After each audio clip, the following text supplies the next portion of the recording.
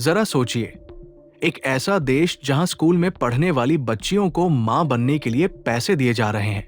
वजह, देश की गिरती जनसंख्या और एक नेता की ये जिद की जनसंख्या ही असली ताकत है। ये कहानी है रूस की। वहां अब स्कूल की छात्राओं को भी अगर वे गर्भवती होती हैं और बच्चे को जन्म देती हैं, तो सरकार उन्हें करीब 1 लाख रूबल यानी 90,000 रुपए तक दे रही है। लेकिन आखिर क्यों? चलिए बताते हैं। आज हम बात कर रहे हैं रूस के उस फैसले की जिसने पूरी दुनिया को सोचने पर मजबूर कर दिया है। दरअसल रूस आज जनसंख्या संकट के दौर से गुजर रहा है। 2023 में वहां की फर्टिलिटी रेट सिर्फ 1.41 थी, जबकि किसी भी देश की जनसंख्या को स्थिर रखने के लिए कम से कम 2.05 बच्चे प्रति महिला की दर जरूरी होती है। जनसंख्या की इस गिरावट को रोकने के लिए मार्च 2025 में रूस सरकार ने एक योजना शुरू की। शुरुआत में ये योजना केवल वयस्क महिलाओं के लिए थी, लेकिन अब इसे किशोर लड़कियों तक बढ़ा दिया गया है। अब तक रूस के 10 से ज्यादा इलाकों में ये योजना लागू हो चुकी है। लोगों की राय इस पर बंटी हुई है। पीटीआई की रिपोर्ट के मुताबिक 43% लोग इस योजना के पक्ष में हैं, जबकि 40% इसके खिलाफ।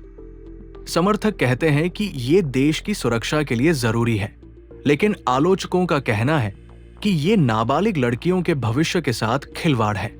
रूस के राष्ट्रपति व्लादिमीर पुतिन खुद कह चुके हैं, जनसंख्या बढ़ाना उतना ही जरूरी है जितना देश की रक्षा करना। उनके लिए जनसंख्या, शक्ति और विस्तार एक ही बात है। लेकिन यूक्रेन युद्ध ने हालात और खराब कर दिए हैं।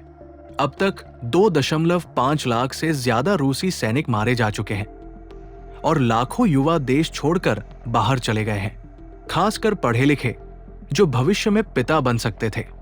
अब रूस सिर्फ पैसों की लालच नहीं दे रहा, नैतिक दबाव भी बना रहा है।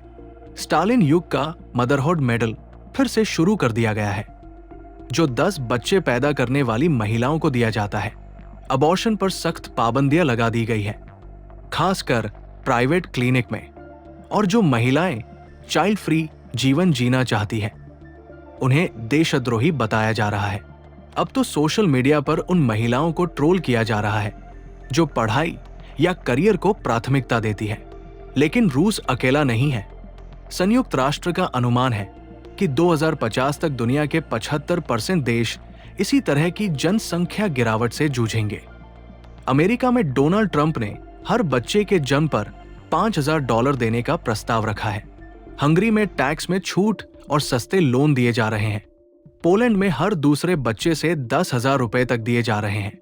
मगर सवाल यह है, क्या ये सब सच में असरदार है? पोलैंड की पढ़ी लिखी महिलाएं अब भी इन स्कीमों से दूर हैं, क्योंकि उनके लिए करियर ज्यादा अहम है। स्पेन ने एक बिल्कुल अलग रास्ता अपनाया। वहां माइग्रेंट्स को नागरिकता देने की प्रक्रिया आसान की गई, खासकर लैटिन अमेरिका से आने वालों के लिए। पीटीआई की रिपोर्ट बताती है कि ये नीतियां सिर्फ जनसंख्या की चिंता नहीं, बल्कि राजनीतिक विचारधारा से भी जुड़ी है। हंगरी में ये स्कीम सिर्फ उच्च वर्ग के हेटेरोसेक्सुअल कपल्स को मिलती है। स्पेन में स्पेनिश बोलने वाले कैथोलिक माइग्रेंट्स को प्राथमिकता दी जाती है। यानी असली सवाल सिर्फ बच्चे पैदा करने का नहीं है। सवाल यह है कि कौन पैदा करे और किसके लिए। हर बार महिलाओं की आजादी, उनका चुनाव और उनका भविष्य दांव पर लगता है। क्या मां बनना अब सरकारी मिशन बन चुका है?